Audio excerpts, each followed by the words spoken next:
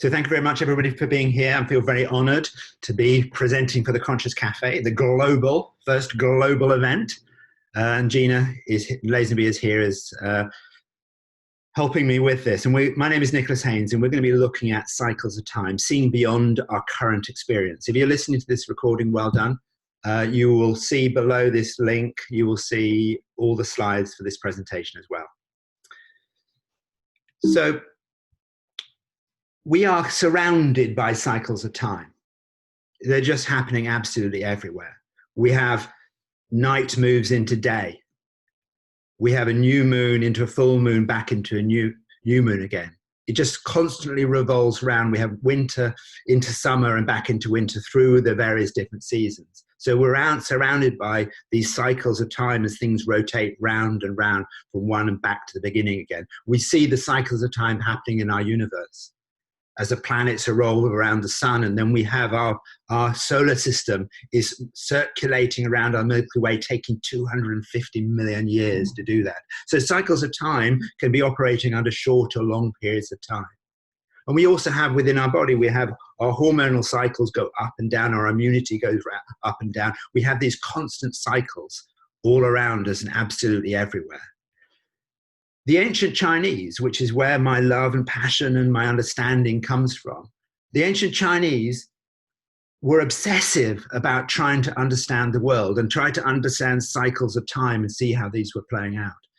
And as a group of people, this obsession went back thousands upon thousands upon thousands of years. And they had this very strange thing that they would do is someone would observe something and then it would be recorded, it would be written down. And then someone else would observe and they would write on that. And so over time, a body of knowledge, a body of understanding was built up. Over thousands of years, they observed how the word works, recorded it, made sense of it, observed, and everyone it was all written down and recorded for over thousands of years. So what we're experiencing is they saw and observed how time worked. And they had the ideas of yin and yang, which was originally this cycle through the year of seeing the length of the sun on a sundial, see it shorten and shorten as we get into winter, and then the depth of winter, and then it start to expand back out again. The symbol of the sun moving around and yin and yang.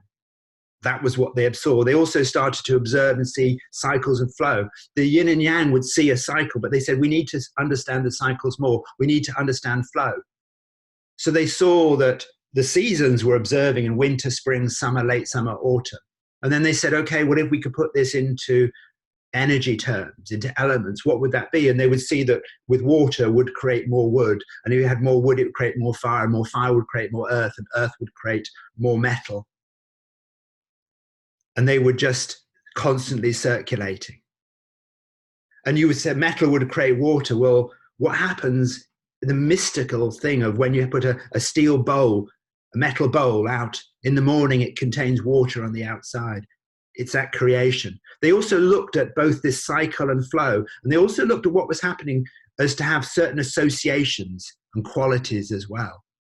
So each of these phases is related to a particular element, it's related to a particular season, and it has certain qualities and associations to it. So they would say that each of these 5 elements would, for example, have an emotion attached to it, of loss, of fear, of anger, joy. And they had also had this controlling cycle. This idea that if you had a sense of loss, you could control your loss with joy. You could control your fear by having empathy and understanding. You could control your anger by stepping out, letting go. Your joy could be controlled by your fear, but they also feed each other. So there are massive associations associated with each one of these 5 energies, each one of these elements. And that's many things that we're going to do. And in this period of time in ancient China, they associated this, and they had pictures and maps of time and energy and what was going on with us within human development and politics and economics and business. It was a vast map of how the world operated and how it worked. And then in a 15-year period of time, that was destroyed. dynasty, the Qin dynasty, they burnt and destroyed every book about the five energies, apart from a few medical books, a divination book looking at things and a bit on agriculture. And they also burnt and buried the philosophers alive. So we lost this body of knowledge, this incredible understanding about how the world worked, how things operated, how human nature behaved. We lost it all, apart from a few books in medicine. And my background is Chinese medicine. I have spent my life, as me as a 20-year-old in Los Angeles, spent my life trying to understand the matrix, trying to reposition, get this content back out in the world again, to give this biggest understanding. And that's what I'm doing for you today. And I will probably do this, well, I definitely will do this for the rest of my life. It's all I've ever done is to help people make sense. So let's just get you up to speed. Let's just play with this a little bit. Let's look at a few qualities and associations to see how this plays out. So currently, we're sitting in a metal rat year. 2020 is a metal rat year. Now, each year is associated with one of 12 animals. And Chinese observed that these animals have certain qualities, and certain qualities seem to follow each other. And they saw this pattern, this shape. So we're currently sitting in a rat year, a metal rat year.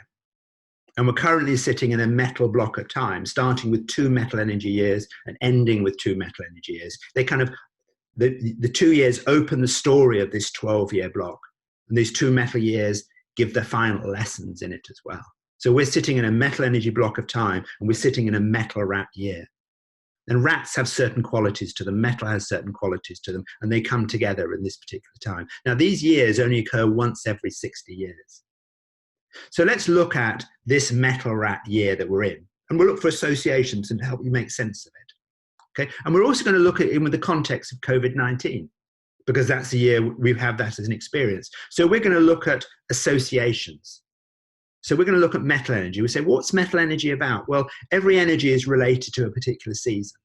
So metal is related to autumn, and in autumn things disconnect, things end, things finish, things detach. So isolation, separation, disconnection. We're also, metal energy, we're also at the time, metal energy, if we have a lot of metal energy in our profile, a vitality test profile, it'll be getting us to ask this big question all the time. What's missing? What isn't done? That can be a challenge because it might be you're being perceived as being negative. But your gift is you can say, this hasn't been done. We have missed this. That is the gift. Metal energy is also about less is more. It's about minimalism. It's about simplicity. The crispness of an autumn day, the simplicity of a leaf. In ancient China, they always put people with a lot of metal energy in charge of the harvest because they're highly efficient and they get things done. They are brilliant they hate waste, and they're brilliant at assessing the value of things. And often they'll use numbers to do that. The emotion is grief, loss, disconnection, the sadness. And metal energy is in charge of the organs. The organs in charge of represents the lungs and the large intestine. Whereas rat, we're also in a rat year as well. We're in a metal energy block of time, 12 years dominated by this energy, and this year dominated by this energy. But we're also in a rat year. So what are rats about? There's an essence of rats. Rats, by their very nature, they're quick thinking, they're fast, they're busy and observant. So we've moved from a pig year, which are the slowest animals, into the fastest animals, the rats. So who, put in the comment area, who has felt the speed of this year? Who's felt the fast, busy, quick thinking? Who's felt that? Who's seen the speed? Who's suddenly thought, my God, the world has gone changed in speed. It's like someone has completely blasted. Whoa, it's fast and busy. But rats are also very observant. We're starting to see things that we've never seen before. Rats are also very versatile, resourceful, and kind. If you're ever going to have a year to have COVID-19, give me a year where it's quick thinking, busy, observant, versatile, resourceful, and kind. And we have seen at this period of time, the year of the rat, incredible aspects of kindness. Groups set up all over the world, WhatsApp groups, people looking after each other, being kind. That's the essence of the rat. And if you've ever had a rat as a pet, you'll know how absolutely kind they are. But rats and also can be stubborn. They're hoarding and defensive. And they do that when they don't think there is enough. So we're seeing stubborn, hoarding, defensive behavior as well as the versatility, the resourceful, the kind, and the speed as well, and the observing of what are we actually seeing. They also reproduce quickly. That's their very nature. So we see kindness reproducing quickly, and we see stubborn, hoarding, defensive reproducing, and everything just happens quickly, and the reproduction quickly. So look at it within terms of COVID-19, this metal and this rat, and seeing how it's playing out. Because COVID-19 is a metal energy virus. So you can classify anything in terms of these energies. It has metal energy qualities to it. So let's look at why I think it's a metal energy virus, because it's doing metal energy things to us, and we're experiencing it in this rat year. So the unfolding of this COVID-19, it affects the lungs and it reproduces quickly. Well, metal energy rules the lungs and the large intestine. And the large intestine may well be why we're buying toilet paper. Of all the things that we would decide to hoard and think, why would it be toilet paper? Because metal energy rules the lungs and the large intestine. The large intestine is also about letting go, and so is metal. And so is metal energy. It's about releasing, and autumn, it's letting go. And we're seeing a time where we're seeing it reproduce quickly. And we may well see a baby boom as well.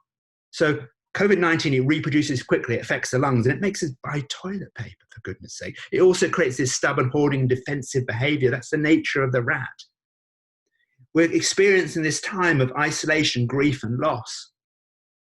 So some people, I was speaking with someone, they were thinking, I'm feeling really isolated and alone, feeling loss and grief. But this isolation, this loneliness that some people are experiencing. So this person was telling me about this, and earlier in that day, I'd spoken to an elderly friend of mine who was still going out, and I said, do be careful, please be careful. And she said, Nick, I would rather die than be any more lonely than I am every single day of the week. So this time is unfolding for us, it's experience, it's giving us a sense that we're experiencing what we allow to persist in the world, the level of isolation and loneliness that we just take for granted because we're busy. This also, the unfolding, it leads to fear.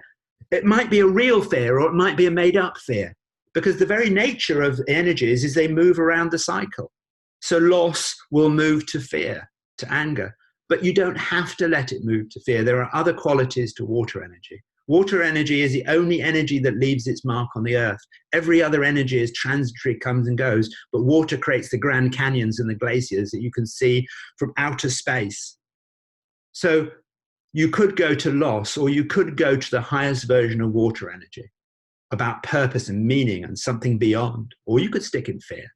You could go into anger, or you could use that wood energy, creativity, the imagination. And we've seen such creativity. And we have a choice. We're being asked to explore all these things. It questions our unity and optimism. I won't say that's something for later. It's asking us, what do we value? What's important? That metal energy is about assessing value. What's important? What are we trying to work out? What do we value? Do we value the planet? We've had experience of seeing incredible division. So do we value unity? We've experienced the coming together, the elevation of consciousness, and we've experienced of us recognizing our own value, that do we have powers? Do we have something about us that is here today to do this thing that we all need to do? Is there something about us? This is a time to recognize that. In the 1960s, 2020 is the same as 1960. These years occur once every 60 years. So in the 1960s, they were living in the context of a different time. They'd come out of 2 world wars with incredible loss, and they were living with a level of discrimination that's beyond imagination. So what did they value? They wanted unity, they wanted equality, and they wanted peace and love, because they'd come out of the context of 2 world wars. But what is it that we want to have? We're being asked to assess what's important. This is our 1960s. And it's for us to rise and say, this is how we want the world.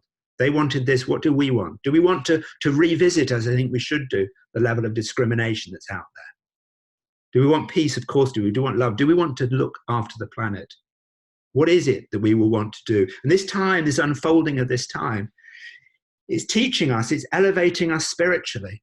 That's what it's about. It's recognizing what we value and rising up the purity of who we are. So this experience, what is it that we want to be taught? What are we being asked to do? So That's the current year that we're in, the metal rat year. It has all the metal qualities. It has all the qualities of the rat. And the COVID-19 is asking and creating this situation for us. That's the picture of now. But there's more to it. There's more to the picture to now because we have other things going on. We are in an unprecedented time in the history of humanity. We have 3 cycles going on. We have geopolitics, consumerism, spirituality, which you can look at in terms of the energies. You can understand each of these areas based on the energies, just like we've understood this moment of time, this metal energy moment of time. We understood COVID-19 from a metal energy point of view. And COVID-19, metal energy creates vulnerability. COVID-19 is very, very vulnerable. It does not like exposure. It detaches quickly. Should we stop valuing it? But we could look at politics, consumerism, and spirituality. We can look at that from an energy point of view. And currently, when I look at this, I see we are in a certain stage of each energy based on this. But something is happening that's utterly, utterly different than we've had ever. I have been going back trying to find a time when this has happened. And what has happened is that every single one of these is in the process of moving to the next energy, creating a time of turmoil and confusion as it moves, everything moves around the cycle, and each cycle is different. And there's a sequence that's happening with it. So we're seeing this going on. So when we break that down into energy, so that's some of the thing I'm going to do is I'm going to break down these 3 areas, the energy of now by looking what's happened in the past, so you can see the cycle and see where we would go to. We're going to break down geopolitics, consumerism, and spirituality. We're going to look at what's happened in the last 12 years, the next 12 years. And we've already looked at some of 20. We've looked at 2020, what's going on now. But let's look at the bigger. Now, each of these phases that we're looking through, none of them, each energy that we come into when we explore a certain moment in time, none of these phases are pure and absolute. You'll be able to find exceptions. And none of these periods of time as we move from one energy to the next is of equal time length, because each energy has a different relationship with time. Fire is there and it's gone and it's in an instant. Water energy will take thousands and thousands of years to create the Grand Canyon, whereas a fire is been and gone. They have different relationships with time. So each of these cycles is slowly moving through an energy, spending the time it takes and it needs in that energy to have that experience. And then it moves through to the next energy. And you will find, as I talk about this, say, well, that doesn't fit. This happened here in this area. There are exceptions, but we're looking at general patterns and shapes. That's what the Chinese were so brilliant at doing. And this is what I've spent my life doing. So we're going to look at these 3 areas, and we're going to start with geopolitics. Now, geopolitics, the politics of the world, how the world plays out. If we look at water energy, it's associated with certain things. It's associated with winter.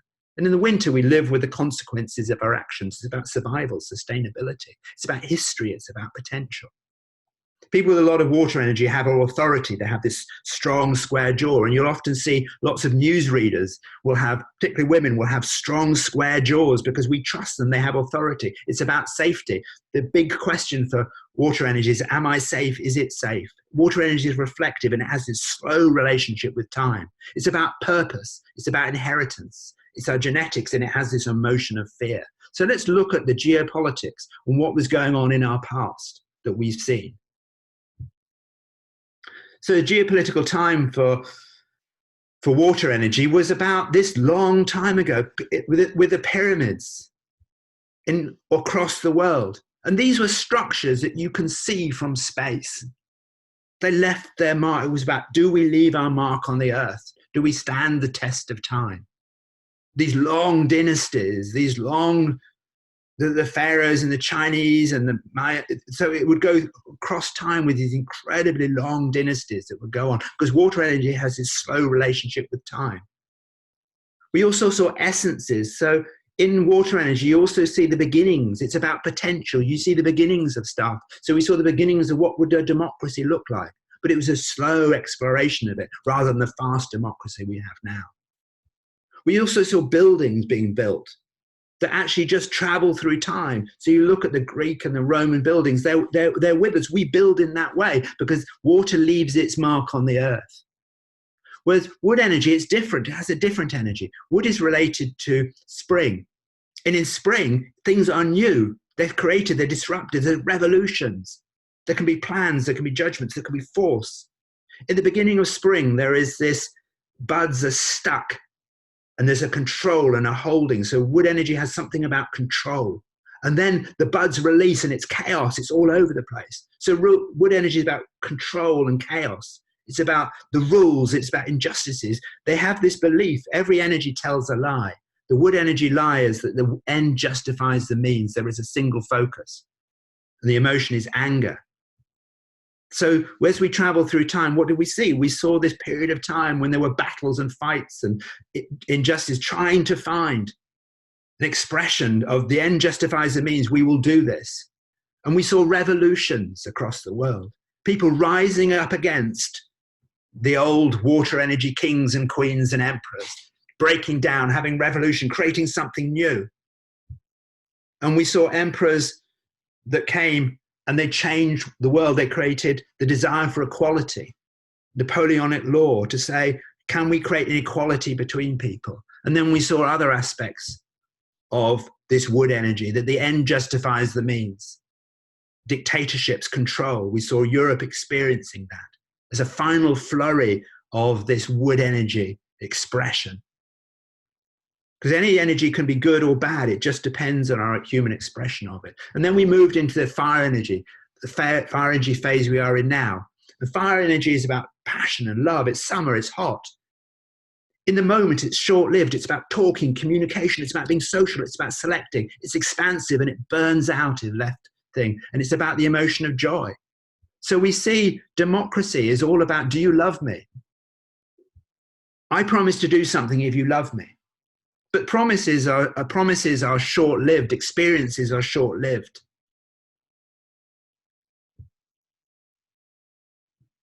There is a kind of passion and a fire to it. Fire does not last. It has a short amount of time. So the promises are short. The thinking is short. They don't operate. They don't build cathedrals. We just operate on year to year based on, do you love me? Do you love me as a politician? Will you put me in power? We've seen short-termism, and we then see that impacting our ability to sustainability is out the window, because it's all about getting the vote and the love in this moment in time. And it's all about giving your message to convince people, come to fire energy is about message. It's trying to connect with our hearts to make us make you love the politicians. So they say anything and do anything. In ancient Greece and Rome, when they had the democracy, time was slow. And there's time to have long conversations, to debate. But we're in a different world. We're in a fire energy world. So things that can just be said in a now and an instant. You can shout your message to 1 million people. And you can change 1 million hearts. And we're in that phase. We're in the phase of fire energy with so many other fire energy things happening. And it's broken democracy as we know it. The flame is going out. And it's only actually short-lived. If you look at the map of democracies, the difference between the rise of democracies relative to autocratic states where you had single rulers and things, it's only a recent expiration of the dominance. But yet, each energy has a quality to it. We can become enlightened. Fire energy is about enlightenment, but it's also about evangelical behavior, the lower version of it. So we became, in many areas of the world, evangelical about democracy and broke old systems because of our because that's what fire energy does. It becomes evangelical as it becomes enlightened. Or it could stay enlightened but allow equality and freedom. But it isn't. By its very nature, it becomes evangelical. Should we let it? Should we rise to that? Should we go to that place? So we're now in a fire energy stage. And I think we're shifting into the next phase, earth energy stage. Well, what does that look like? How do we have this? What will that be? What expression will that be? How will that be? Well, we've already had a taste of it. We've already had an experience of the options we have. Because with every energy, we have high vibrational states and low vibrational states. So with earth energy, a lower vibrational state, they have something going on around giving. But it's very easy for that giving to change and be actually coming from a place of sacrifice. And sacrifice is a very different energy to giving. But earth energy struggles to see the difference between the two. So we're about to move into an earth energy phase of our geopolitics. And that may be happening over decades but we are moving into that phase because fire energy is short-lived so what would that look like? Well, we've had a taste of it. This last 12 years block of time was dominated by earth energy. It started with 2 earth energy years and ended with 2 earth energy years. It opened the chapter and then gave the final questions. So we've experienced it. So let's look at what's gone on. Let's look at the essence of earth energy, because this is what we need to think about in terms of making our choices within politics. So earth energy is related to late summer, those lazy, hazy days where everything slows down. We have time to talk and time to consider. It's a slower time. Time changes. So this period of time we're moving into is a long period of time. The earth energy big question is, do I understand? Am I understood? So there's questions around, do we understand each other? Do we feel understood? Do we take that time to do that? Or do we do that fire and shout the message that we believe to be true? Do we create an inclusivity? This is what we've been exploring and experiencing in the last 12 years to give us a sense, a taste of what's to come. So we've been thinking about learning and understanding. So we've seen in the last 12 years this incredible rise of education. Universities have opened up. It's spread out. We've had online education. Anybody can, if they have access to a phone or a computer, they can educate themselves in a way that we've never seen before. We've had a taste of what it's like to have that understanding. We've learned things about ourselves. This has been a time of self-discovery. Who am I? What am I about? That's what we've been doing as a species. We've been exploring, been learning about ourselves, and we've been learning things as well about our past, terrible things that went on. Me Too movement, the revelation. This were things that we learned, and we were asked, were we going to do something about that? We've been asked about assimilation, about bringing things together and the formation of communities. We've been exploring that. We've seen in this period of time the most stark division. Do we want this as a time, as a thing, where we see that have a level of, there is no assimilation. There is a division between the rich and the poor, the haves and the have-nots. And we know that there is no shortage of money in the world. There is no shortage of resources. There is just a horrific distribution problem. And we've been shown that in the last 12 years, particularly, as a starkly, and because we're being asked to make the choice. Do we want that? And we can have either. We can have this division into tribal politics. Because when you assimilate, you can assimilate together and you become a tribes and you have an understanding, a common understanding yourselves, and a failure to understand other people. So we've experienced what happens when you have assimilation into tribes, the left and the right. And I've chosen Trump here but there are many politicians that just use exactly the same thing. Create a tribe, create division, and put me in power. We've experienced that. But we've also seen an incredible time where we've learned about the power of our mind, about mindfulness and how we can influence our thoughts, can influence and change the world. We've seen meditation, consciousness. We've seen mindfulness and meditation appearing in businesses. We've seen mindfulness, consciousness appearing. We've had an era where we have been exploring what it is to our understanding and our unity to experience it. And we've been exploring nurturing stability, support, and we've been exploring kindness. And we've been seeing those contrasts to say, which one do we choose? We've seen the rise of social media where you can gain support and have groups and you can come together, but you can also be divisive and you can hate. The 5 Institute, we say that every moment of every day we have choices. And I choose kindness. And we've seen that as well. We've seen incredible rise in the movement of kindness. But we're being asked to choose. So we're moving into a geopolitical stage where we're asked to make the choices. We're moving into earth energy. What energy do you want? Do you want this?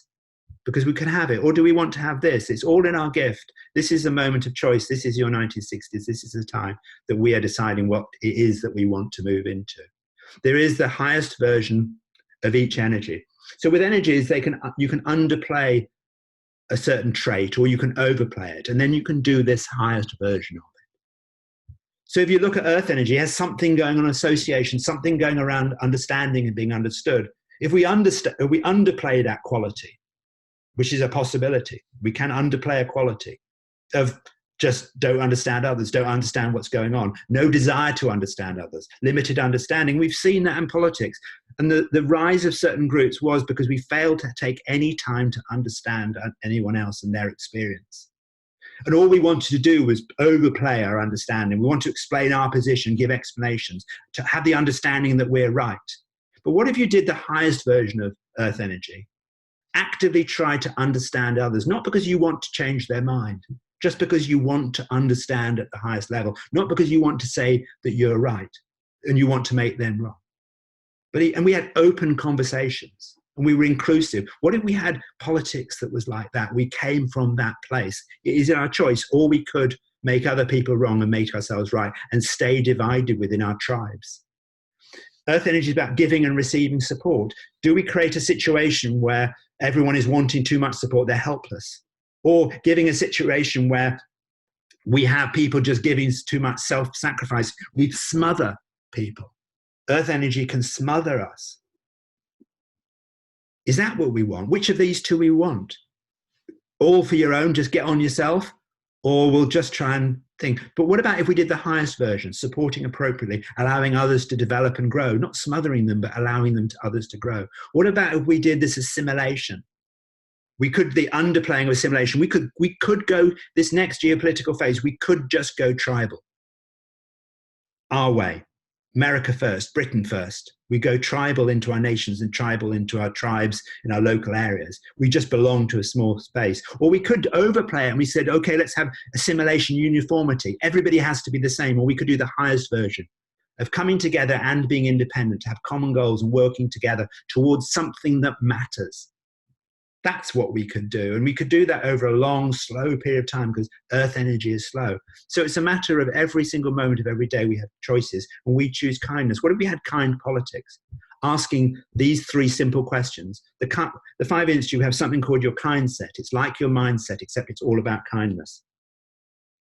Ask these three simple questions. Is it kind to me? Is it kind to others? Is it kind to the planet? And imagine if we had our politics that was operating from that essence of earth energy with understanding and unity and compassion. We ask those questions. Is it kind to me? Is it kind to others? Is it kind to the planet? We're giving a choice as to what we want to have. We've experienced what happens when politics is not kind. And we've experienced great kindness as well. It's make your mind up time. So what will you do? How will you treat yourself? What will you do? What I'd like you to do now is I'd just like you to go get a phone out or do this on your computer and go to menti.com. I want you to go to menti.com. And when you get there, I want you to put in the code 99 27 93.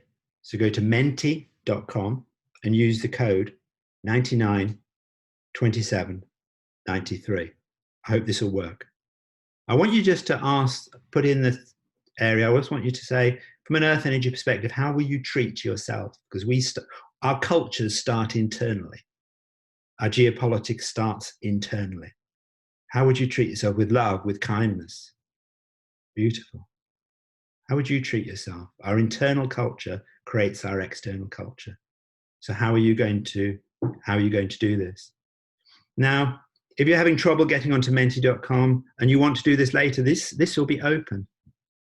This will be open. Just put in words: acceptance, love, kindness, self-compassion. Beautiful. This is the cloud. This is what we're creating. If we put that in the thing, and this is how you treat yourself, your internal world becomes your external word. Self-compassion, love, generosity, gratitude, forgiveness, compassion, love,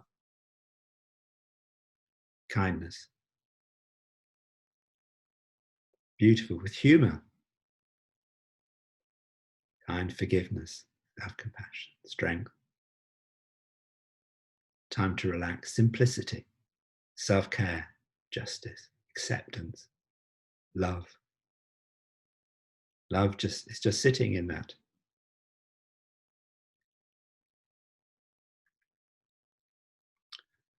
And what is within is without.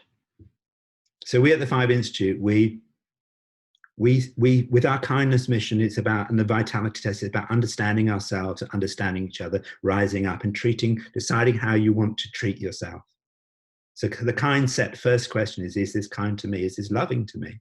Is this kind to others? Is it loving to the others? Is it kind to the planet? Is it loving to the planet? Asking that questions. This is what this is, if you're treating yourself like this, but imagine if our culture was like this. And that's what we have the opportunity to create as we move from the fire energy into this earth energy. We have the choice as to what we want to have.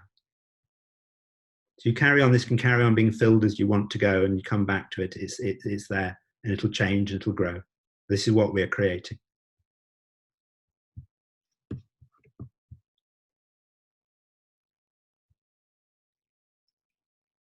So let's look at consumerism. Let's look at that. So we'll speed up through these. So consumerism again, it starts with the water energy, and water energy is about consequences, survival, history, potential. It's the things that we looked at. So when original consumerism, we had very little. We were in a place of balance with society, with the world. We were in a sustainable place. We actually owned very few things. We had a broom, a pot, a pan, thing. We owned little, but we lived in a place of sustainability, in a place of balance. And many tribes in many parts of the world, they still have that thing. But that was how we were. And that went on for millions and millions and millions of years. And then we started to become creative. We started to become imaginative. This wood energy, this spring, this new idea. And it started to get the new things appearing. Ideas of fine clothing, inventions and creations. We started to have shops being filled with things that we could possibly have, that people invented and created, and of all sorts of things from all around the world.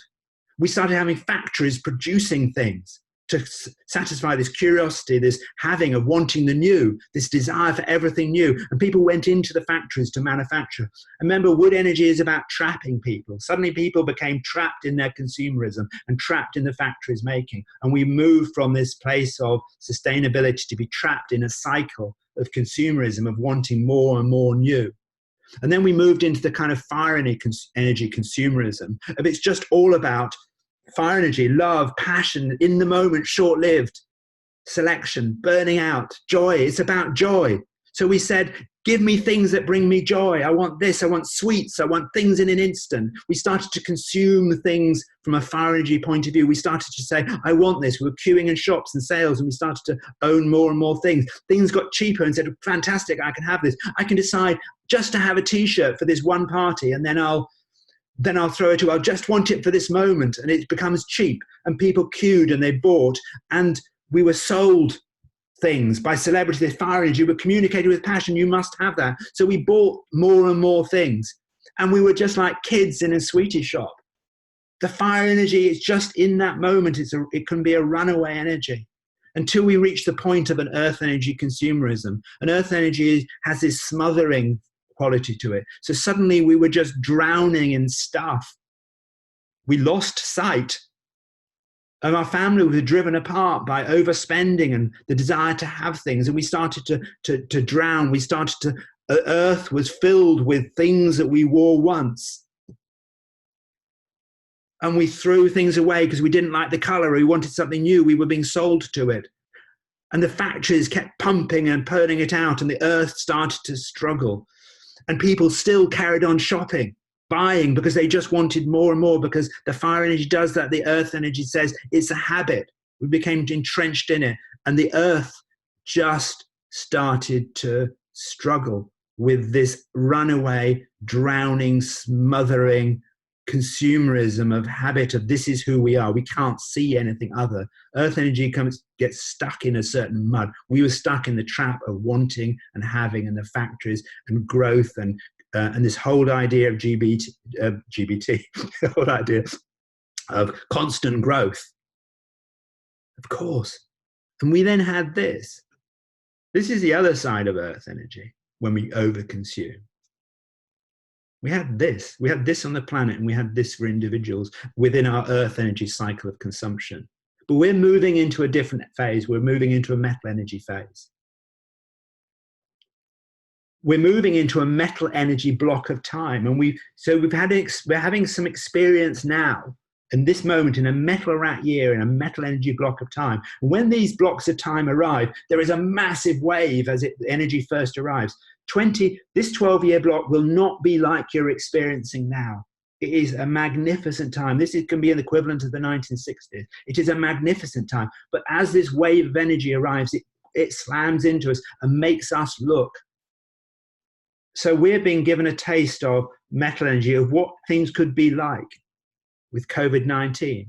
We're being asked to explore certain things. We're going to be asked to work out what it is that we value and to recognize our value. We saw Australia burn before Christmas. We saw great parts of the world flooding.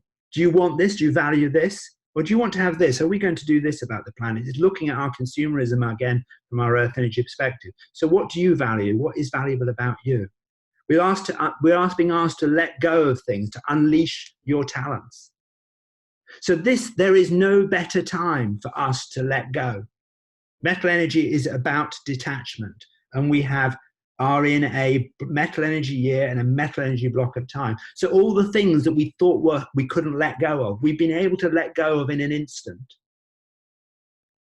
And unleashing your talents, this is the time for you to harvest everything that you've been working towards. In the 1960s, they'd come out of 2 world wars.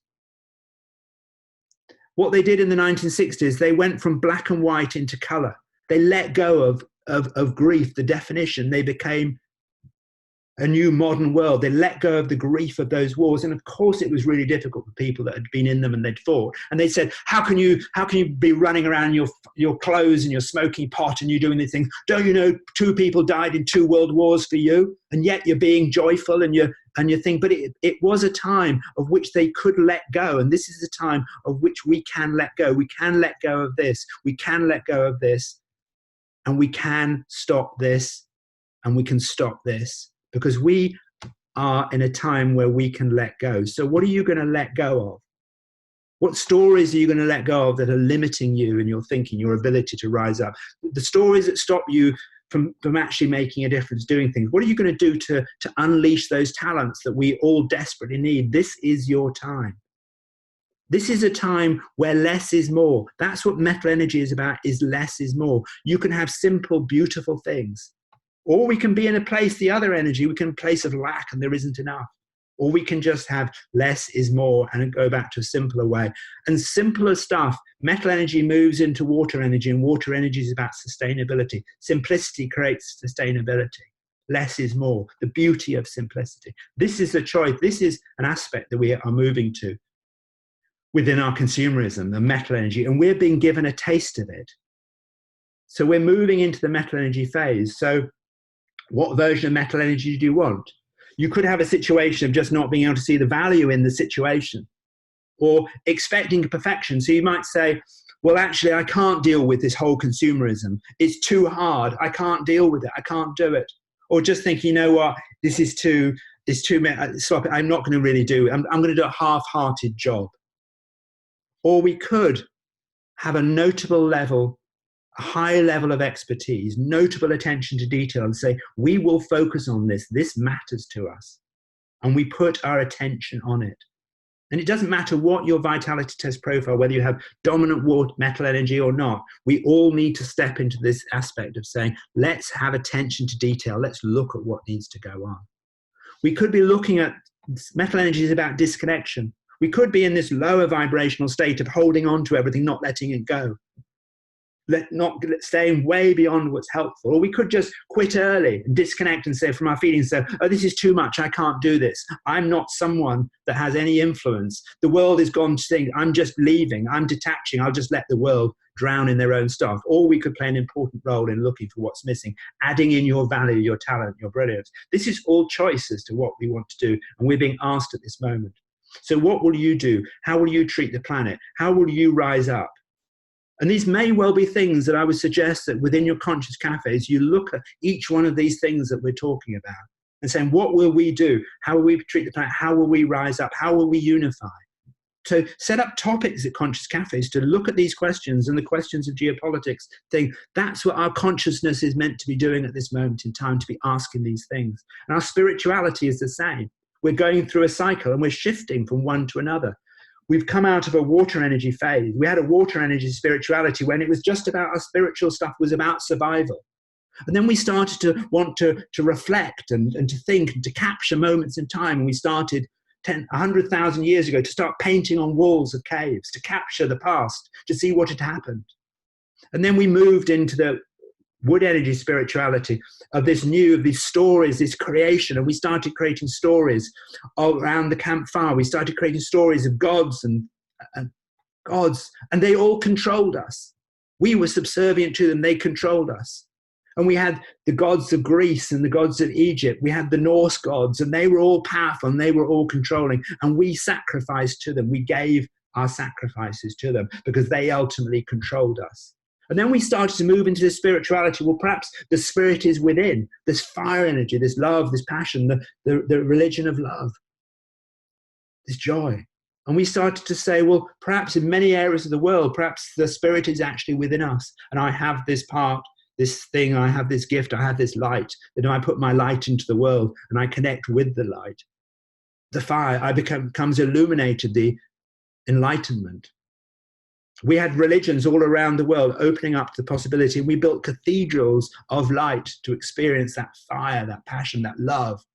And we also became evangelical with it, and we thrust it. And then we had our next spiritual phase. We moved into this earth energy, this desire to understand, to make sense. And we ended up in the age of science. Where is God in the age of science? It became redundant. Many people trying to hold on to it, and science was trying to prove God existed or didn't go, but we became earth energy, logic, intellect, understanding, and some of the spirituality and the stories disappeared. And we had the age of science. Then we had this metal energy spirituality where we are now. A metal energy is about the self, it's the inner part. So we had Carl Jung and Freud looking at, say, okay, the unconscious mind. The unconscious mind is the part that belongs to the metal energy. It's hidden, it's below the surface, but yet it is of all the value. So we started to explore the inner journey, the inner self. Who are we? We started to open up our inner thoughts, our minds, our unconscious as an influence on the world. It can fundamentally change it. And our science came and said, yes. Quantum mechanics said, yes, it is true. Our minds actually change and influence the world. That was our spiritual evolution. And we're now moving to the next phase. What will that be? What will that be? We're moving into a water energy phase. What is that? Could it be? Is it about fear? Is it about survival? Do we go back to that stage? Or is there another aspect of water energy? There is a Chinese character called Ming Men, and it belongs to water energy. And it's used within an acupuncture point called Ming Men in this concept. And it's translated as being fire door, but it's nothing about fire door. So this water energy aspect of our spirituality is about Ming Men. And if you look at this character, it has a number of components to it. It's nothing about fire. Although it's called fire, it's nothing about. This character here is heaven and earth. And this means voice. So it's the voice that you said when you came to earth. This square box is a stamp of approval, like an official contract. And this is a flag, a banner that you follow. So it's asking, what did you promise to do when you came to the earth? And that was your contract. And this is the banner that you will follow. And as you walk through these two doors, what did you say that you will be here to do? That's our spirituality, our journey. So what version of water energy do you choose? What will you do? How will you rise up? How will you fulfill your purpose? And will you do that within a way that actually from the geopolitics, or are you going to just look and say, well, actually, I don't understand why other people, they're not interested in this, just let them get on with it. We're going to have a part of us that rises up. We're going to go tribal with our spirituality. The haves and the have-not, go into our tribes. Or do we create this mass unity where we accept other religions and we accept other faiths and we accept other forms of thing, and we are not tribal within our spirituality? We are open and accepting, compassionate and kind. Do we have that? Because that's the context we can be sitting in. And the water energy, what would that look like? Will you fulfill that promise, that picture that you had? And that's one of the things our spiritual journey is looking at us to do, that to rise up. So those are those three cycles, and each single one of those cycles is moving to the next one all at the same time. And I can never see a moment in time when this has happened before, when we've been questioned, what politics do we want? We're being asked deep questions around, is this form of consumerism we've got sustainable, or do we have less is more? And we're being asked to elevate up to the highest level of evolution, of spirituality, before we start that next cycle. And it is our choice. We could move tribal, carry on things, and go into a place of fear, or we could go into the highest version of earth energy with acceptance and understanding and care and kindness, and the highest level of consumerism, of metal energy, of less is more, and simplicity and beautiful. And where from that we automatically will go into sustainability again. And we can have that highest level of spirituality where we rise to the highest version of ourselves, and we help other people to do that as well, not by making them wrong or not by making us right. Water energy is about perspective. So can we have within our spirituality, can we have perspective that other faiths and other religions exist? Or do we come into this dogmatic side? It's all fundamentally choices. And they're all being asked to make them in this year. The start of this year, this opening up, which is why it's overwhelming and it's massive. So let me just give you a taste, some advice as to what I think you should do in this particular year, practical things that you should do in this particular year. And this particularly in line with COVID-19. This is some things that you can do. It's practical. Got the big stuff. This is the small stuff. They sit together. We have two aspects to our immune system. We have one incredible aspect to our immune system that's designed to deal with big dangers, like tigers at the door. And what this aspect of our immune system does, when it sees a danger, it thinks there is a danger, it starts to do nothing but wait. It starts to stop all activity. It stops healing. It stops mopping things up. It just waits for the big danger and starts to create inflammation, preparing in case you're bitten. But it does nothing because it wants all its resources to run, hide, fight, whatever. It sits. This is an immune system of stress for those moments that save your life because there is a big danger. The problem with our world is we live in permanent stress. So for many of us, our immune systems are switched into that state permanently, as opposed to the other aspect of our immune system, the all-conquering, all-powerful aspect of our immune system that literally eats COVID-19 alive. COVID-19 is a weak metal energy virus, but it's really efficient at transmitting, but it is weak, it is vulnerable. The metal energy is vulnerable. Think of our lungs, it's the most vulnerable organ in our body. It's a vulnerability to it. People with metal energy, they don't want to be suddenly put on stage. It's a vulnerability. So COVID-19 is very vulnerable to an immune system that works well, but to an immune system that is switched off in tiger, so it is an issue. So don't worry that, oh my goodness, perhaps I have this immune system that's switched off. The immune system can switch into the all-powerful one in an instant. It has that ability. And this all-powerful, all-conquering immune system, there's documented cases, and I had cases in my clinic where we flipped the immune system and the most horrific diseases the body cleared overnight. All the improvements in the treatment of cancers are all about stimulating the immune system to do the work because it is all-conquering. So how do we create that all-conquering immune system that eats COVID-19 alive? Here's my suggestions, 5 steps. Clean, clear, and store away. You've been asked to do that anyway. In the beginning of the year, again, put down, if you've been clearing and cleaning and storing away, that was about creating less is more, creating cleanliness, creating a situation. Because if we have things, they use up our energy, they use up our resources. So have you been asked to do that, and did you do it? And are you being given time to do that? Or are you just so busy running around because a rat makes you busy? We need to protect your resources. Slow down. Having too much stuff uses our resources up. Slow down. Keep things steady. Don't get carried away with the rat. I'm doing all these webinars, but I meditate after each one, and I'm doing things. The rest of my life is slow. This is fast, but the rest of my life is slow. I'm protecting my resources. This is a time to harvest and release, to sow And so take your gifts and think, to connect with them, release them into the world. We need you at your finest. At the same time, plant the seeds for the future as to how you want your world to be. Dream of that future. If you dreamed of the future and you're releasing and you're in your place of talents, your immune system knows there is a future. And if it knows there is a future, it means you're not going to be eaten by a tiger. And it also raises your state. Harvest, release your energy. Embed your rituals, your rhythms and routines. There is no way, if you are living a life with rhythms and routines do not have to be boring, and rituals do not have to be boring. But what they do is that's an earth energy quality.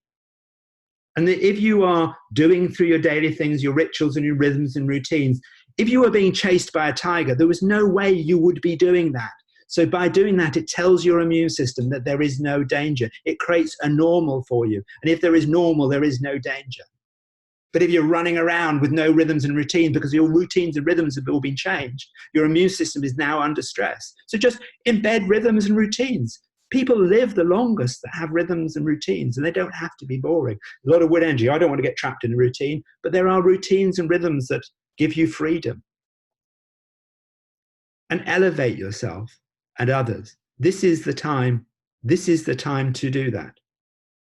Elevate yourself. We've been given space to do it. And it's also elevating others and society.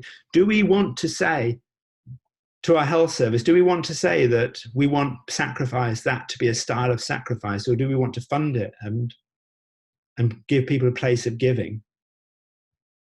You're all in different parts of the world, but in the UK, they had no nurses, very few doctors. No, there are no nurses, very few doctors. Very little equipment. This workforce is on their knees. And that was before COVID-19, because we allowed that to happen. So can we elevate? Can we look at support, looking after? Can we create cultures in organizations? So if you do these things, your immune system will love it, and your immune system will eat COVID-19 alive. I have other webinars to help you with this stuff. Those are just 5 simple steps that you can do. So thank you very much for watching. If you are on Menti and you click to the next tab on from the question of, there's another question is asking, what do you think of this presentation? What do you think of Cycles of Time? Is it useful? So I just want to thank you very much for being here. We have other events that we do. We've got Step In, Step Up, which allows you to explore what the highest version of your energy would be. We've got conscious questions, which are a way to flip your immune system in an instant into this calm, all-conquering, powerful thing. We've got Creating the Future from Now. I work on a movement called No More Boxes with Runa Magnus. We're co-founders. And the idea of a box is men are like this, women are like this, Italians are like this, millennials are like this, I'm like this, therefore I can't. So in this event, we explore the boxes that are trapping us and holding us down, creating stress in our lives. And from that place, we create a future that we want to have, releasing your perceptions of yourself, perceptions. That's every single Friday morning in the UK at 9 a.m., every single Friday in the morning at UK at 4 p.m, twice. We've got Enlightened Eating, supporting your immune system. And we've got this Cycles of Time, seeing beyond our current experience. And if you found this helpful, then share it with other people. If we can collectively do this, it will be magnificent. So those are the Super 5. And then we have a gift for you as well. A gift from Nina Kaiser, who is the most beautiful, beautiful person. And she's created this meditation on gratitude, a high vibrational state, that if you're in a place of gratitude, your immune system cannot be in a place of stress. And she has created this beautiful meditation, and she's giving it to you. All you do is go to mindgourmet.com, put in the code, hit add to cart, put in the code Grateful20, and it is completely free, and it is absolutely breathtaking. The music by Barry Goldstein is just angelic, and it raises your spirits, raises your thing, and will support you at this time. And I'm grateful for Conscious Cafe to give me this opportunity to be with you. So I'm going to stop the recording now, and no, I'm not going to stop the recording, I'm going to stop sharing now, and we can have questions from me. Nick, I'm going to give you, I've got my mic now. I'm going to give you time for a glass of water. Take your breath, because you haven't taken a breath in the last hour. That was phenomenal. There's nothing to comment on. specifically because there's thousands of comments. But I want to say 2 or 3 things before we go into our next piece of Q&A, so people can ask questions. And that is, lots of things came up there for potential discussions, which is brilliant. It gives us, years of potential with Conscious Cafe. So if people here are not a member of a Conscious Cafe and you'd like to be, then go to consciouscafe.org website. We've given this with Nick today as a free seminar, free webinar, but some people have taken up the opportunity to donate. We're really grateful. That helps with our tech and admin support. So if you'd like to donate, I think it's consciouscafe.org/donate. Go to our website, and on that website also are the groups. So join a group, because or if you're not in any of these locations and will be interested in creating a group, then do make contact with us via that website, because deepening understanding of ourselves and others, having that listening space that we create in Conscious Cafe is so wonderful. And the paradox of some of the comments that have been coming through are people who have noticed their life has been really fast and crazy, and then they're relishing the time for slow, and then they're feeling guilty about that. They should be helping. There's so many things in there where we really do need to slow down, take advantage, and ask ourselves new questions. And it's wonderful to do that in community with others. We did that with Conscious Cafe Skips on Sunday, asking those. We really just scratched the surface of how we're coping. And then what you've been giving us here is this energetic blueprint for why things are changing, all these cycles, why they're all changing now, why they're all shifting. And when people say, when we get back to normal, and we don't want to get back to normal. We want to end the phase we're in now and go back to a more connected life. But we do have an opportunity here to create a new normal. And this is where Conscious Cafe comes in beautifully, with the conversation opportunities we can do in our communities. So you've invited people to give feedback on the Mentee about what they enjoyed most about the presentation. I don't know the question, but each Conscious Cafe either has a meetup or a Facebook page. We welcome that feedback. But I think this is the beginning of a journey of understanding, and I'm so grateful, Nick, for what you've done today. What a tremendous gift. And I've heard this presentation before, and I do have to say, I think it's your best yet. I wanted to say my best for Conscious Cafe. It's just really great, because there's a lot I know. I always learn things, and pulling back and seeing this big picture.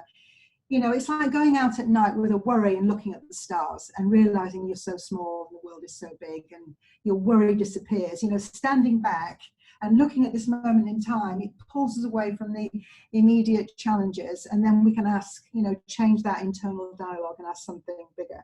So let's start that Q&A, and let's see what questions you're going to look, aren't you, and see the questions, or am I looking? I think you're looking. I think people are just making comments now, aren't they? Yes. So I'm going to watch this again, because it was. So everybody is getting the recording. If you're listening to the recording, well done, you are here. Yeah, but we'll all get the recording. You'll all get every single one of the slides, and there'll be links to everything I mentioned. So I think in the Q&A, Jan said, where will we find those resources? You can just go to 5institute.com/events. You'll see all those. But in the email you'll get, Jan, with this replay and all the slides, I'll also do the links to those as well. And I'm sure, Gina, you might have a couple of links for you as well. You might want to put in that email. I can write to everybody, and I can give Conscious Cafe information. So between the two of us, we can provide the follow-up. And I would encourage people to share that with friends and colleagues. And it creates a wonderful basis for conversations about where do we go from here, because what you've done in stimulating really great questions, it's really the question. It's not the answer. It's asking that great question, isn't it? Because from that, particularly if we give ourselves space and time, the answer to the questions are important. And it really is, as well as asking the questions, some of the questions around just choice. So what we are moving into each of these phases, regardless of whether we want to or not. And they may take decades to move there, but we are born at this moment in time. This is 96. We are born in this moment in time, and we will set the scene. And we are moving into those phases. regardless of whether we think, oh, I don't want to, I want to stay. We're moving. So it gets to be, or the joy is that we get to have the choice as to what we want that to be, what we want that phase to be like. Because it does so much come back to purpose. You know, why am I living through this now? Why am I here? What is everything I've done in my life? Yes. Or where has it brought me? And these are great questions to sit with. And we have the time now. It's not like, well, we have to have got an appointment now, I've got to rush. I'm just correcting Hannah's comment. Thank you, Nick. I look forward to listening again. Your delivery was at a speed of light. It was. I thought I've got two choices. I go really slow or I go really fast, get it all in, and then you just listen to the recording again. But thank you. No, it was fast. As well, and it's sequenced. It was great. Yeah, there's a lot there. That's it's the 3-course meal, isn't it? Yeah. So very happy if anyone's got any particular questions to put it in the Q&A area. Somebody's going to do some paintings. Oh, fantastic. How wonderful. And I love the meditation at the end, the music. That's lovely because it's an all senses thing, isn't it? Like the 5 energies, everybody reacting differently. And I've been doing an abundance meditation. I've been invited to draw and paint pictures of money. You know, it's not just about the words. It's about expressing ourselves in different ways, isn't it? And doing a painting or listening to music, listening to meditation. All these are great ways of stimulating more levels of ourselves. Yeah. So Louisa, you had a great question. Can I ask, as you discussed Chinese philosophy and COVID originated from China, so we are told, sounds like that would be a natural connection to this ancient philosophy. It would seem like it, but it isn't actually. They're actually very disconnected. The ancient Chinese and the energetic philosophy, it's one of the things really important to recognize is that originally when that philosophy was used in China, it was used to suppress the poor, suppress women, it was used by the aristocracy to create them above and everyone below, men above, women below, emperors, people. It was used as a form of suppression. My vision has always been from when I was 20 and I first had this moment of seeing all these energies and seeing how they all could play out. Because all the stuff I'm sharing with you, I've never ever been taught this. You're right, Gene, it's not in any textbook, so it's not in any books. It's just from me spending 40 years thinking about this every single moment of the day. So in ancient China, they just gave us an understanding, a gift of the energies to make sense of this world, and that's what I do. Modern China is not ancient China. It has a very different energy to it. It's not the same as ancient China.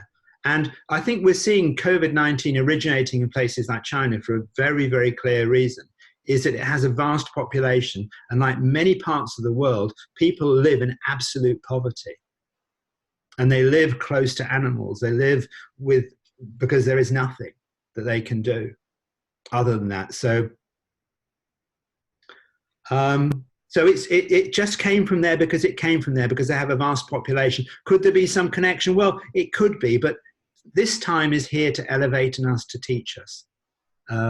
And ancient China is not modern China. They have a different energy. The only similarity is that modern China thinks long term. They're operating from a 200-year plan with 50 years of it in detail.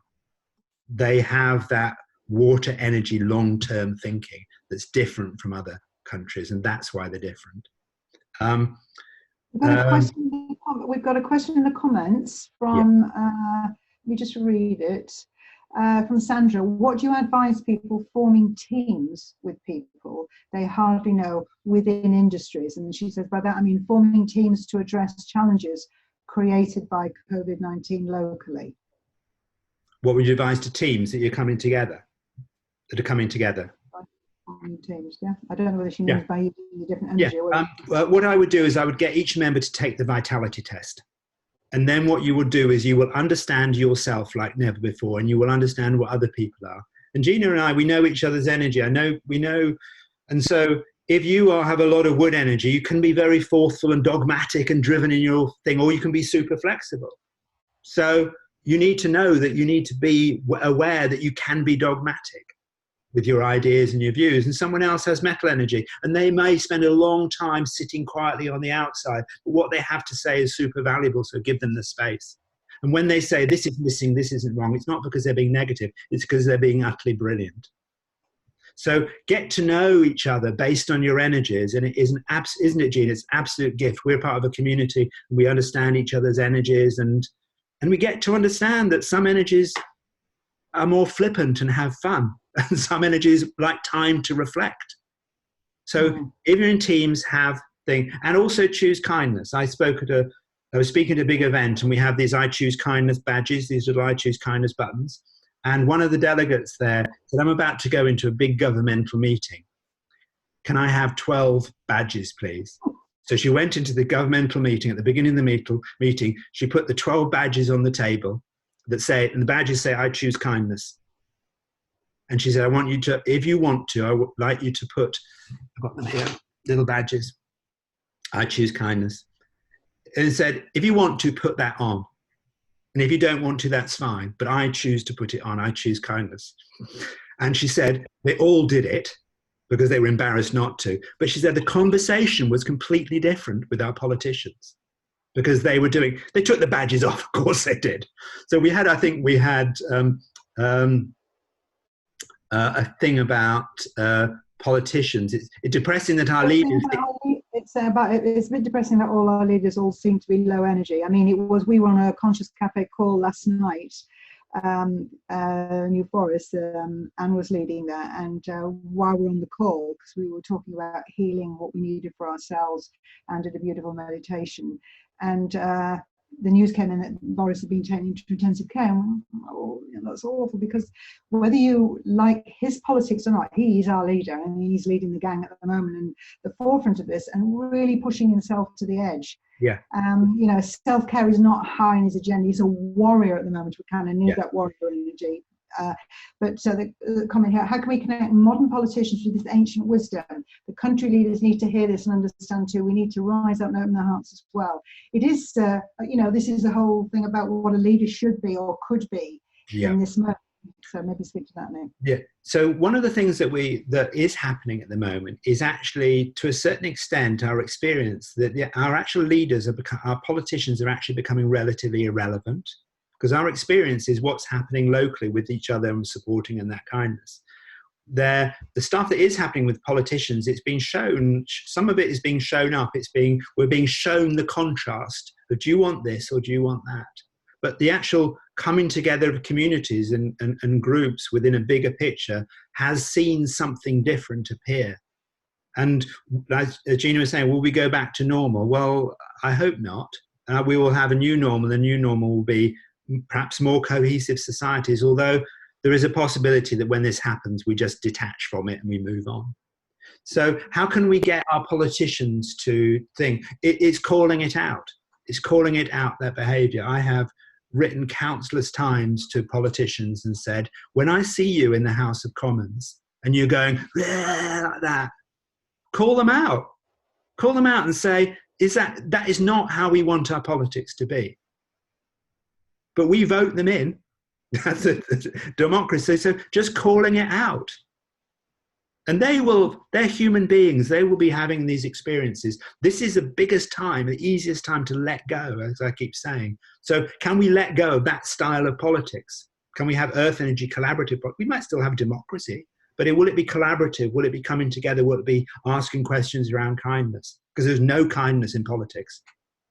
It's interesting that the American elections are taking place now because of the 4 years. It's happening now. What's happening now is I think that am I right in saying that they have the Democratic contender now? It's there we go. Yeah.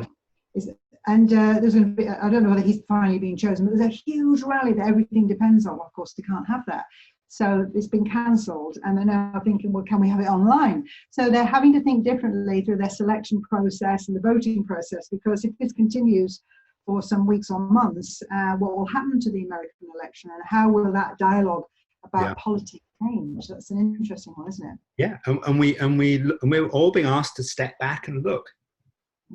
and look and pause and look. So Wendy was saying kind of how can we contribute to this? It is just calling out. I think it is just constantly saying, putting in statements in your voice and just holding that space. I personally think the vitality tests are going about this is a really good way to create unity. The reason it's free, the reason I do it in the world is that I think it has an ability, the second coming of these energies has ability to rise from the bottom upwards. So when I do at the Five Institute, I do work with organizations looking at cultures. And some of the organizations say, okay, this is the culture we want to have. So I want you to speak to our people and get them to rise to that culture. And I said, no, I won't. So I ask people at these events, I say, what culture do you want to have? And they describe this culture from the bottom up. They describe it. And then I ask, and do you treat yourself that way? And they all go, no. So what we do is you get people to treat themselves the way that they want the culture to be. I make management irrelevant within culture work. Because it's the same thing. We decide on our culture that we want to have, and we all individually decide based on how we treat ourselves. To the core of what Conscious Cafe is about. It's that sitting with us, meeting, listening, hearing yourself reflected back, and you're talking about movement from the ground up. This gives us such an opportunity to be in these important conversations and put forward what we decide. Big question, what's your understanding of mass vaccination? There's a vaccination question there which borders on politics and health there, about that one. Mass vaccination, it's a... so what we're trying to do there is we're trying to use metal with metal. So we efficiently mass vaccinate everybody. And we try and deal with it that way. But what it's doing is it's missing the point. The point is that COVID-19 is not a strong virus. It's why people can get it, and they can see when you have a strong virus, what you do is you have the heat of a battle. Your immune system and the virus come together and you have this big heat, you have high temperatures and big thing, you're aching all over. Half the time with COVID-19, people don't even know they've had it because there is no heat to the battle. Because there is no great battle. The immune system just annihilates it, eats it alive, unless our immune system is switched into this tiger at the door. And then what happens is that COVID-19 comes in, we don't notice it, it starts to multiply, and all of a sudden it's overwhelmed the body, and you have this cytokinase storm. It's because we're under stress. So mass vaccination, it's a strategy, but the bigger strategy is let's look at why so many human beings are under so much stress for so much of the time. And Boris Johnson was under enormous stress because he was stepping into, because he has a lot of water energy, and every energy asks us to make a question and gives us a test. So water energy is it safe? Am I safe? So he makes people feel safe. Churchill had the same energy. But they also play tests. They test of, can I sustain? Do I have the stamina? Can I dig really deep? They're playing a test to find the answer to, do they have the resources and are they safe? So but even before this, he was pushing himself. And then he would have to pull away and reflect. So after Brexit, he just disappeared because his energy was, oh God, what's happened here? I need to pull away and I need to step out. I need to reflect on what's gone on. So the question is, vaccinations, there's lots of debates on the pros and the cons, but it's not. When I was in China, I worked with this absolutely fantastic doctor who was breathtaking. And she would ask me a question and she would say to me, Nick, I'll give the answer. And she said, oh, Nick, that is such a great answer. That is through the translation. So Dr. Shu says that's a really, really good answer. And I would go, okay. And she said, unfortunately, it's not the answer to this question, but it is a fantastic answer, but not the answer to this question. So is mass vaccination the answer to this question? Well, it's an answer to a question, but the bigger question is, why have we let the world get in this way that people can have such close proximity to animals? We're all under so much stress that it's taking people that are young out because they're too stressed. It's why there's randomness to it. Debbie's asked a great question because she's speaking from a different country. I mean, we're not all from the UK. You and I are kind of thinking about UK-centric. And she's asked, how can we time the discussion about this being an opportunity when many are in a state of fear and maybe grief, it can feel insensitive, just because she's speaking from France, where it's a different environment there for them with their health challenges. Here in France, the atmosphere seems different to UK, more fearful statistics and restrictions. I mean, she talked about not being housebound, but under house arrest. So it'd be interesting to speak to that. Okay. So as well as us having an energy, a certain energy pattern, countries have certain energy. You can classify everything. Countries have certain energies to them. So each country will having its own energy experience of this. So some countries are revolutionary and libertarian and come up with ideas, that wood energy thing. But when it goes wrong, they can be very restrictive and very controlling. That's the dynamic of wood energy, of revolution and freedom and expression and art and that stuff. But also the flip is control and things. So you're having that experience. So one of the things that you can do to, and you're absolutely right, it's like in the 60s, when I said in the 1960s, when they let go of their grief and loss, a whole group of the population were incensed that they weren't remembering the loss and the grief. And there is that danger that we can do this. So the depth of understanding that we can have, if looking at this way of understanding these cycles, and you get that information, you get that there, but you're doing it from the understanding that people are experiencing. So understanding is at lots of different levels. So we've done an understanding of big cycles, but there's also an understanding that this is not everybody's experience, that this is a great opportunity to rise up. No, some people, my wife works in a hospital at the moment. She's the assistant director of nursing, and she leaves at 6 in the morning. She comes back at 9 o'clock at night and she's on her knees. She's not having an experience of being able to pause and reflect and decide on what's decided. She's having a different experience. And some people have lost people and they're having a different experience. But it may be when we come out of this, we can still hold. So maybe if you're not in that, if you're having an experience, maybe your experience is to do what it is that you're here to do. So my wife is doing the stuff she's here to do. I'm doing the stuff I'm here to do. And they're different. They're fundamentally different. So it is creating an understanding that we're different, and it's exactly, sorry Jen, it's exactly the same as two of my sisters died really close together, and someone said to me when I was in that place of grief, they said, well, there's life, what's it there to teach you, what's it there to think, what's the you know, I thought, just sod off. Because it's inappropriate to tell me that this, what's that trying to teach you? I don't want to hear that. So you're absolutely right, Deb, to call it out. It's not appropriate for people.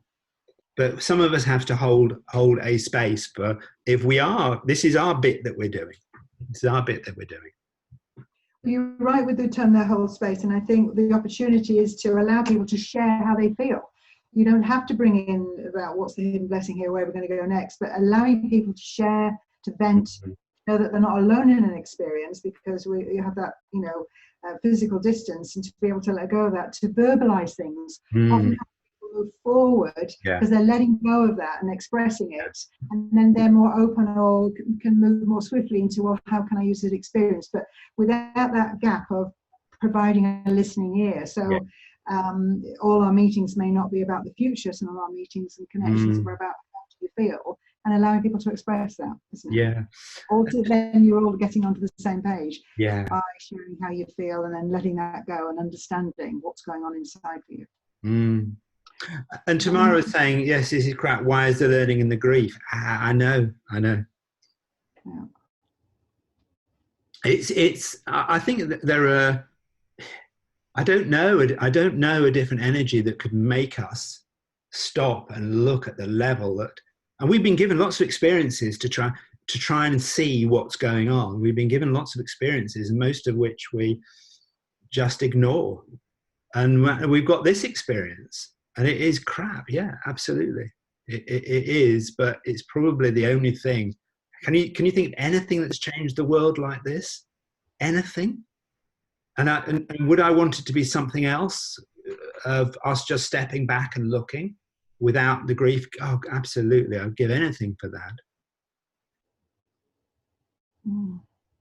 We've been given a world problem in a time where the world can talk to each other as well, because after the First World War, with all that loss and grief, there was only a mild amount of communication. At least we can connect, discuss, and understand, and reach out like we are reaching across countries today.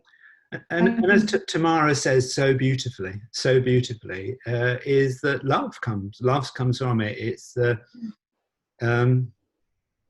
it's love. That's what came in the 60s, wasn't it? Out of the grief, what came out of peace and love. So it's When you you feel things, don't you? You have that empathy. Thank you for sharing, Nick. Thank you for sharing your personal story. Even though I've been working in a primary school to support the kids, I feel guilty that I haven't been on my knees as others are. It seems so unfair that I'm considering my future and doing more meditation while others are suffering so much. This is a lot for people. This is not the only person who express that. But my view and my experience on this, also my actions and how I am living with this, is that for years I have been saying, oh, well, no, we need to fund the health service more, we need to blah, blah, blah, blah, and have voted for certain things to try and do that. But that's not the same. So people are experiencing that on their knees, and there are people that aren't. And if we're in a place of not, then it's our duty to say that in the future, we will not accept that. There's my wood energy coming out. That's not acceptable. It's not acceptable that we allow people to be in such a situation that, because they're in it at the moment, and so our gift is to hold, observe, and to see, and to say, this is not okay. This is not okay. And when we come out of this, to say, no, we're not going to go back to that. To us to reflect, to remember, to write, to meditate, to think. We're all doing different things. And some of us are grieving and losing. Some of us are busy and working very hard. And some of us are meditating and reflecting and holding a different space. And they all have a value. And it's not, don't do guilt that you're not doing. Just, you're doing your bit, but just do your bit. Do your bit. That's why I'm running all these webinars. It's me doing my bit. And I'm looking after myself in between, which is me doing, again, saying there's no point. This is not about sacrifice. And the people that are sacrificing, we need to make sure that we don't think that's okay in society, that some people, and we have, across society, vast aspects of our caring professions just operate in sacrifice the whole time. That's what they do. I think what's coming out is that we have a duty to be well. So we need to be well. If guilt isn't helpful, you can change the question inside. Anything that we can do to ourselves to be well, be a light, be strong, and just be that point of light, then we can be called on to do something. We may not be called on today, but we may be called on later to take over. And we're ready. We haven't diminished our energy with wasteful thoughts. And keeping ourselves well in the long term is going to be our service to the National Health Service. That's a question. Do we have a moral obligation to be well? Because we have to, as you say, looking into the future. But I think just being well and positive is a contribution. And if we're really going to go into that place, those 5 things I suggested, they're not just for now and COVID-19. They are the future. The rhythms and routines. Less is more. Protecting your resources. They're all the things that we need to do now, but also into the future to then do the things that we're here to do. So the question about why do you think the peace and love movement of the 60s and beyond died out? We just went into another energy block of time. We moved from a metal energy block of time of letting go, recognizing what we value. We moved into a water energy block of time, which we had lots of questions in the 70s, lots of questions around sustainability. We sowed many of the seeds to our lack of sustainability within the 70s. There was Milton Keynes, who was that changed Friedman, capital. He wrote that treatise on capitalism. And he took the utter brilliance of Wealth of Nations of Adam Smith, wasn't it? Yeah. on the wealth of nations. And Simon Sinek's written a really good book on this. That's called his latest book. Yeah. It's called. But what happened there was we went from consumerism that was designed to serve humanity to a consumerism that was designed to make money. That was the shift that we did, and we adopted that form of capitalism. Our view of capitalism, whereas before we had capitalism that created the Roundtree's Foundation, of all these things, of which the production of capital was for the good of society and for humanity, and it was changed into the 70s that the capitalism was for the benefit of the shareholders. That was the shift, and that happened in the 70s. And the peace and love movement died out because we moved into a different energy phase, but we are re-entering that. So if you look at what happens with the incredible injustice and discrimination, is for us to go back and visit it again. We are the Rosa Parkses, the Martin Luther Kings, the Malcolm X's. We are that group that rise up to get to choose as to how we want the world. We are that group. And just to speak to that, what I talked about capitalism, there's a movement called conscious capitalism. Yes. And I've spoken a lot, and I studied with Rian Eisler, yep. Over 10 years ago, looking at caring economics. Yep. And it's a conversation I'm going to bring back because, a lot of what working from her research was from the 2000s. Well, the world has changed since then. We've become more caring and less caring. And really, it's not a case of does capitalism work? It's what she says is it's the adjective you put in front. You put caring in front of economics, you absolutely change the game. Yeah. So, you could call it kind business. There's lots of things you could put as an adjective.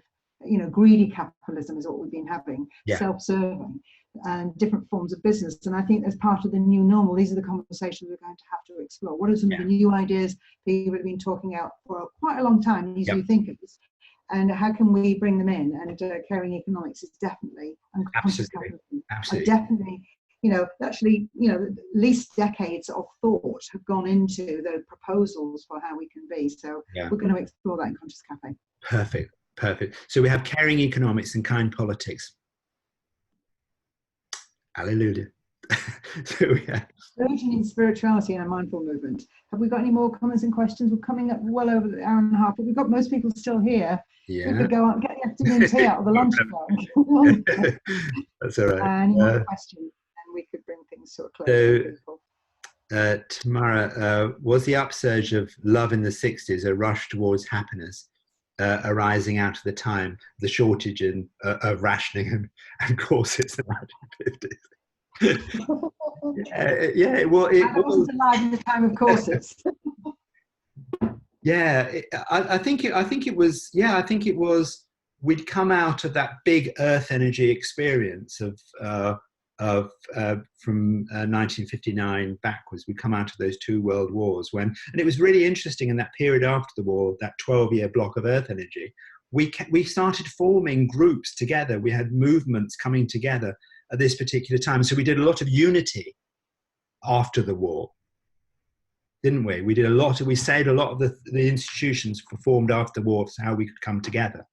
And a lot of those happened. And then, like I say, we had that kind of peace and love. I think I was just about that. You can look at the energies, and you can see how each energy controls another energy, it influences it. So that loss, that metal energy, it's controlled by fire energy, which is love. That's how in the 60s, they dealt with the loss by bringing in love, and love overpowers loss. It has that controlling, overpowering nature. So in those maps of the Chinese energies, you can see how each energy will influence. So one of the things you can have happen at this moment is you can also have an insulting cycle where it insults, and wood energy would go backwards and insult metal energy and make it worse. So one of the things that wood energy is about is injustice and anger and resentment and things. That stops us dealing with our loss, that we just become resentful, we become angry. It stops us being able to step back and detach and see things because we're too angry in the here and now as to what's happened. So they use the energies to move your way around, which is what we do in Step Up and Step Up. I'm just going to say again how fantastic having an understanding of the 5 energies, the 5 elements, is such a great way, a simple way of understanding things. And you know, I encourage people to get there. There's a lot that you provide, Nick, in when people do the profile and then get their profile back and they show they can see where the balance of energies are, and then you explain it all. And especially when they've seen this dynamic presentation of it in the context of a big picture, and then you talk through each energy and how it weaves in and out. I think that will give them a great foundation for understanding their profile more. And the more you understand yourself, in the context of bigger things, the more it's easier to move forward and to dialogue and deal with the world, especially when we've got to not get back to normal, but be somebody different, to do something different. And you've said a number of times about what was the message we came in with? Have we forgotten? We can reconnect with what's my purpose now? What's my original purpose? And that's great moving forward, isn't it? Having that conversation about what am I needed for now? What can I use all my years of experience, my talents, my gifts? How can I use them now? How can I serve the world? Yeah, absolutely, absolutely. And that ties a beautiful question that Joan has asked. First of all, Tamara, about the miniskirts. That's fantastic. More controlling. Absolutely, more control. Joan, slightly confused. If we move into a new energy phase, does that mean we can't control this change? That is such a good question. So, yeah, the reality is we're moving into a new phase. It's like kind of we're moving from winter into spring. Can we stop and can we control that? Well, we then get to be like King Canute, trying to stand in front of the waves and say, so can we control this change? Yeah, absolutely. The change will happen. What we have in our gift is we get to control it by deciding this is the aspect of the change we want to have. So back to that geopolitics again. We are moving into the earth energy phase. Do we want to go tribal or do we want to go global? Do we want to go understanding myself and not caring to understand other people? Or do I have the pause to understand other people? Do we create kind politics or do we create a different sort? Do we create a situation where we further ask our people to sacrifice? Or do we have, is this kind to me? Is this kind to others? Is this kind to the planet? So we're moving into those phases. But it doesn't mean the phases we have been in have been forgotten. So what's the best bit that we've taken out of our previous phase? What's the best bit that we've taken out of geopolitics? What was the best bit that we took out of democracy? The right to vote. Okay, let's do that. But let's do an earth energy version of the right to vote. Let's look at long-term policies. Let's not look at short-termism. Let's look at policies that include. Or let's just go tribal. So we do get to change. So Joan, can I just check that you're okay with that, because it can be a challenge if we think we're being pushed into something and we have no control. We have ultimate choice in this. There is no more choice than we have now, as a collective and as individually. There's massive amounts of choice as we change. Yeah. One of our attendees has answered a question of another attendees and put the 5 Institute on there. Great, because you do provide a questionnaire and you get quite a detailed personal profile. And Richard's asking here, but is there a connection between, and we're going to, let's take this as the last question, coming up to the hour, second hour. Is there a connection between the cycles of energy and the chakra energy system? Yes, you can tie the energies. Well, the way to think of it is that the 5 energies are sitting within each chakra. So there's kind of an expression of each of those things. So in that base chakra, the crown chakra, there's all energy versions of each of those. So think of the chakra as having their energy, and then what's the expression of the various different sides of it. So that's the way I think of it. And some energies are more, so heart chakra, yeah, it's got more fire energy, it's got more heart, it's got more emotion in it. But you can also have fire in your belly. You can have fire in your loins. You can have fire in everywhere, but some lens. So it's, what do we want to do? Do we have fire in our heart, fire in my loins, fire in safety in those lower chakras, or also have safety from a higher perspective, safety of the planet? So there's a relationship of the energies within each chakra. So the chakras are wonderful, and then you weave the energies into them, and it just goes something. I've seen a question from Graham. How do you see the age of Aquarius in relation to the changes you've mentioned? Absolutely brilliant question, Graham. Well, if you look at the age of Aquarius, we're looking at the water carrier. We're looking at purpose. So we're looking at that expression of unity, of coming together. So if you see the age of Aquarius and you look at the qualities of the age of Aquarius, it's actually the water energy spirituality. It's the metal energy consumerism. And it's the earth energy politics. The age of Aquarius is what happens when we move into the very best of each of those energies. So yeah, they're large bodies of time that move through, and these interlock and weave it. So if you think of the essence of the age of Aquarius, as we think of it as this most brilliant part, it's the brilliant part of each of those three energies, each of those three cycles, that we move into the best of it.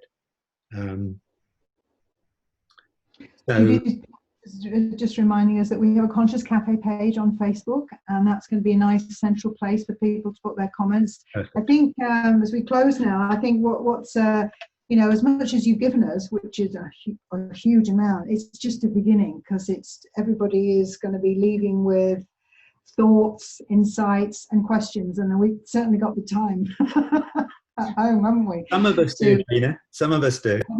Some of us have time. Never assume that. But yeah, and I think actually, as you say, you've got these chunks of time, but it's important to give ourselves space to reflect and decide how we move forward. I would hate myself I wouldn't hate myself. I would hate to come out of this having not giving myself the gift of possibility and doing something different, rather than go back to being normal. Not that I was bad before, but emerging to the next level, is moving along the cycle. I think we've got all the questions, we've got all the comments. We're speaking to people that they find us in our own Conscious Cafe groups, and also that central Conscious Cafe place. You've got a lot of resources, so I think people know where to go. But we will write to everyone.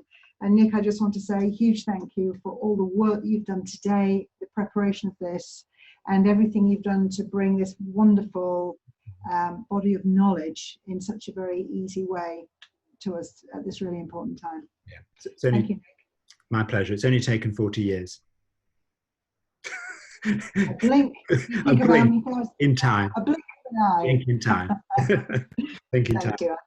Okay. Oh, thank you so much, everybody. And remember, go to that Mentimeter for the second thing. You can just, if you go to that page, you can flick across, and it'll give you, after how you fix a little arrow to the side, and just put down what you think of cycles of time. Okay, I'm going to type here to all attendees, if we have anybody left, to all listen attendees. Yeah. I've got my iPad here, my phone, everything here. And if you're listening to the recording, you might want to do that. And also look at this aspect of that map of how would we treat ourselves, that love count. It's a beautiful, beautiful picture to see. But it's actually really important insight, isn't it? It's like, don't do as I do. Whatever that thing is from childhood about, you want something, but you are not that yourself. That is really interesting for a company. We need to be this in this company. This is what we want. This is the culture we want. But do I do that myself? No. No. So it all starts with us. It all starts with us. If we can really care about ourselves, really love ourselves, not get caught up with fear and guilt, and be measured about how we are, that's going to be a great moving forward to, then you'd want to take care of other people. But if you're putting yourself in sacrifice, it's very hard then to see who else is in sacrifice and to have any resources to do anything about it. Yeah. And people say to me, oh, the problem with them is they're too kind. No one is ever too kind. We can have a distribution problem. that we're kinder to others than we are to ourselves, but no one is ever to, you can't have too much kindness in the world. But it is kind to me, kind to others, and kind to the planet. That beautiful balance. Beautiful balance. Okay. It's time to go, isn't it? Yeah, we're going to go. Okay. I hope you haven't got a seminar starting in a couple of minutes. I'm all right. There you go and get a cup of tea. Nick, thank you. Wave, everybody. They can't see. We can't see them. Yeah, we'll wave. Yeah. Thank you very much. And share, if you like this webinar, share it. The more people we have with this level of opening and understanding thing, and discuss each of these things that we brought in your conscious cafes. Lovely. And thank you. Thank you, everybody. Thanks for being here. Thanks to all. Lovely. Yeah. Shall I press the leave meeting, or will you? I'll press that. I just let people just end meeting. Yeah, we're okay. Bye-bye. Bye.